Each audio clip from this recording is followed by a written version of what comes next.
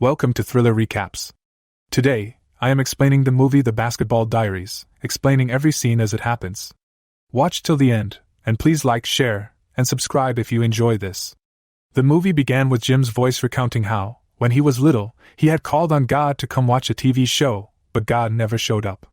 Jim was being flogged by the teacher in front of the class at his Catholic school. When the bell rang, the teacher stopped, and Jim told him that he was only enjoying the pain to aggravate him. The teacher replied that they could do this again tomorrow if Jim wanted. As Jim left, he shot the teacher a death stare. His 3 friends teased him on their way out. The boys were true miscreants. They smoked, did narcotics, and caused immense trouble. After their usual trouble session, they went to a beautiful school where they would play a game. Their coach, Swifty, organized the boys ahead of the game. Jim was getting the ball signed for another teammate who was unavailable, and Swifty signed it too. Out of Jim's 3 friends, one didn't play basketball but acted as Swifty's assistant. Swifty called Jim aside and told him that what he was doing was admirable. He offered to help Jim look at some colleges if he wanted to play college basketball, but Jim declined. Jim's team was one of the best Catholic school basketball teams. The game started with Jim's team leading, and there were cheers from fans on both sides. During the game, Jim's friend Pedro, who wasn't playing, sneaked back into the school. He rummaged through some lockers, looking for cash or valuables. One of Swifty's core values was not stealing from opponents. After Jim's team won, Swifty took them out for a treat, even though they didn't have enough money to cover the bill. He even proposed to give up his watch to pay for it. The store owner refused to take Swifty's watch, saying it didn't cover the cost of the burgers the boys had eaten. As Swifty tried to tell the boys to cut down on their burgers, he noticed the opponents they had beaten standing outside. Swifty realized the boys had ripped them off and became angry. He left, saying he wasn't going to drop them back home. Jim and his friends were attacked by the opponents, but Jim quickly gained the upper hand and beat them up before running away. While they were sitting and counting the cash they had taken, a lady they knew approached them. She was a drug addict who would do anything for money, including offering sexual favors. The boys made fun of her until she left. They also saw Pedro's mom, who was a hooker. Everyone except Jim teased Pedro until he left angrily. Jim scolded his friends for being mean, but they didn't see anything wrong with it. Upset, Jim left and visited his best friend Bob, the one for whom he had gotten everyone to sign a ball. Bob had been the best player on their team until he got leukemia. He was fighting the disease, but Jim knew he was going through a tough time. Jim offered to sneak Bob out of the hospital when he saw how sad Bob was. He put Bob in a wheelchair and gave him a cap to cover his bald head. Bob admired the streets, noticing changes he hadn't seen before. He also asked to read some of Jim's writing, and Jim, though reluctantly, agreed. Afterward, they went to a private strip show, but a few moments later, Bob became angry and asked to be taken back to the hospital. Jim apologized and promised to do better next time, but Bob said there wouldn't be a next time. Jim returned home, climbed up to the rooftop, and went stark naked. Lying down, he began to jerk off, finding a strange sort of bliss in the act. Jim was writing when his mom nags him about getting a job for the summer. She wanted him to be more responsible, saying an idle mind was the devil's plaything. Jim only focused on the phrase, "the devil's plaything," thinking it would make a good title for something. He picked up his ball and took his book with him, telling his mom he was going to shoot some hoops. He even declined the breakfast she offered him. Sometimes, Jim felt like something was chasing him.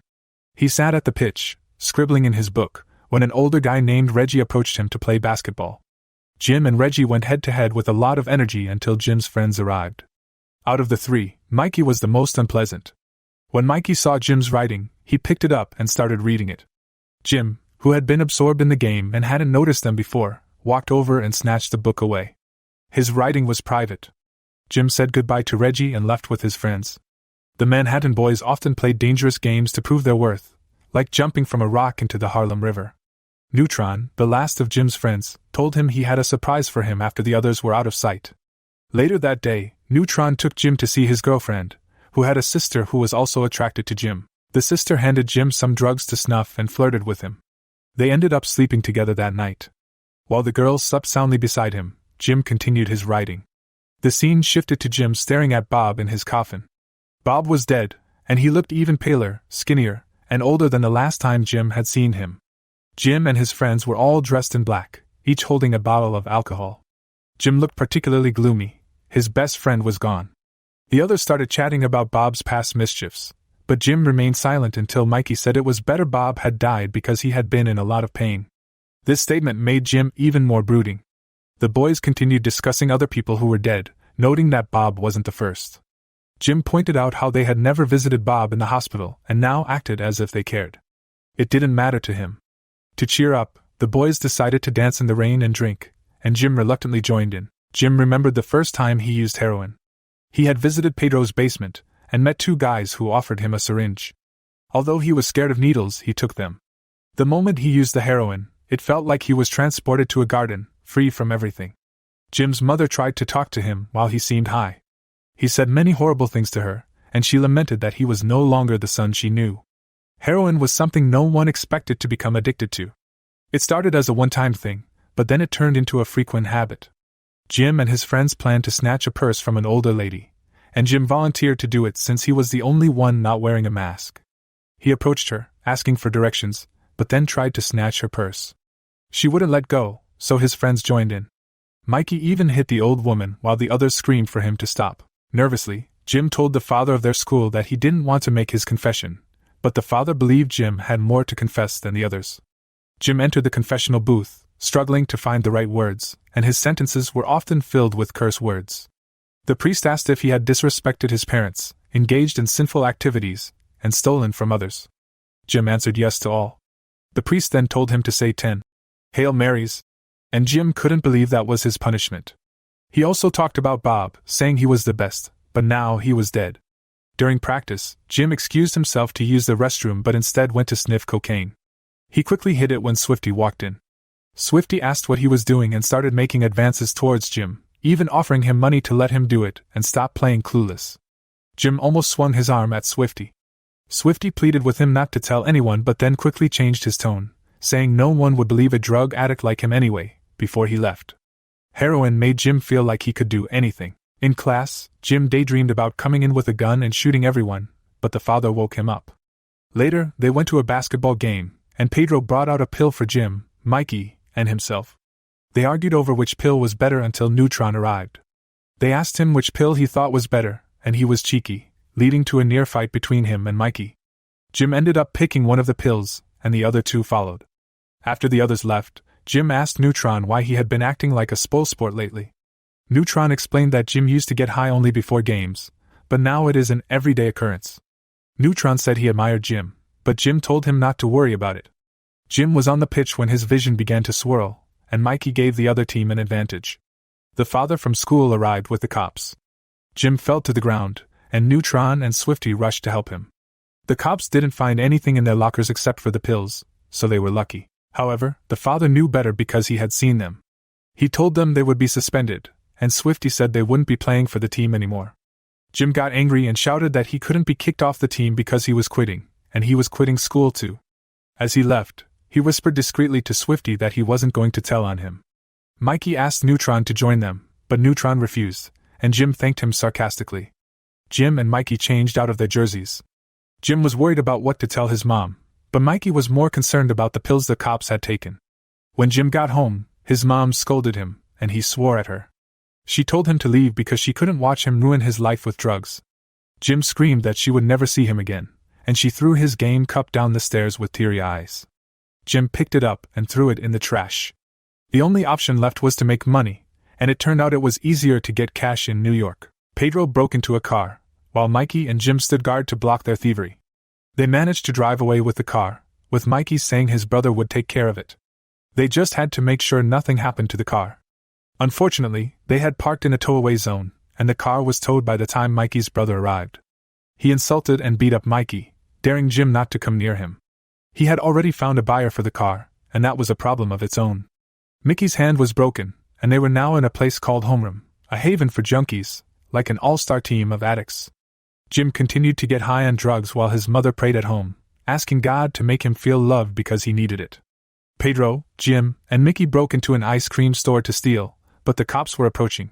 Pedro was high and about to get them caught. Mickey knocked Pedro down and ran away, and although Jim was hesitant to leave him, he eventually ran away too.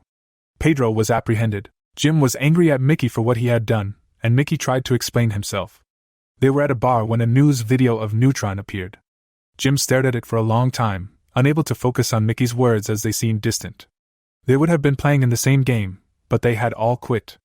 Jim watched his mom from a distance, but he didn't approach her.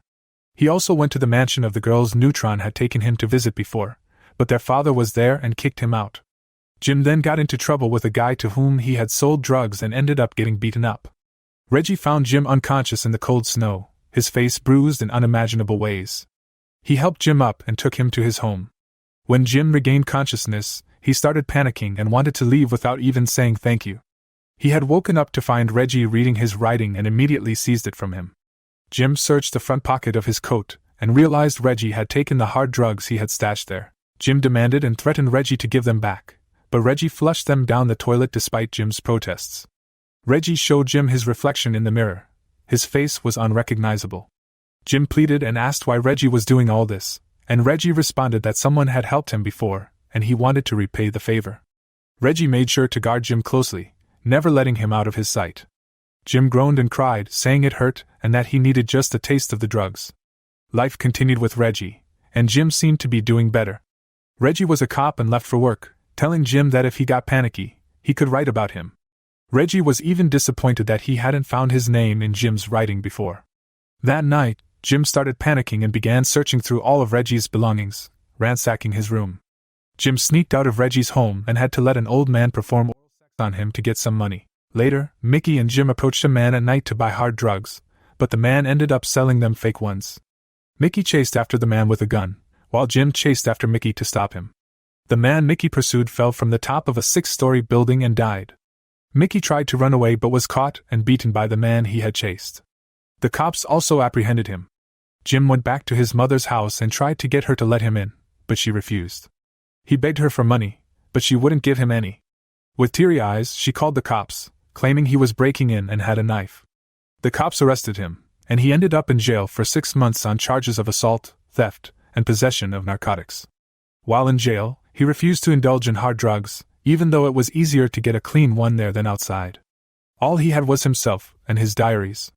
When Jim was released, he met with Pedro, who suggested they get some dope as usual, but Jim declined. Mickey was sentenced to 15 years in prison as he was tried as an adult. Jim appeared on a show where he talked about the 3 types of junkies: the rich, the upper-middle-class preppies, and the street kids like him. He explained that being a junkie was like a 9-to-5 job, only done in the shadows. He was a living testament to that. The crowd gave him a loud applause when he finished. Reggie was also present. At 17, Jim Carroll published his first book, The Basketball Diaries. By 22, he had produced 3 different volumes of his poetic book. He continued to be a renowned writer, and he was doing well for himself.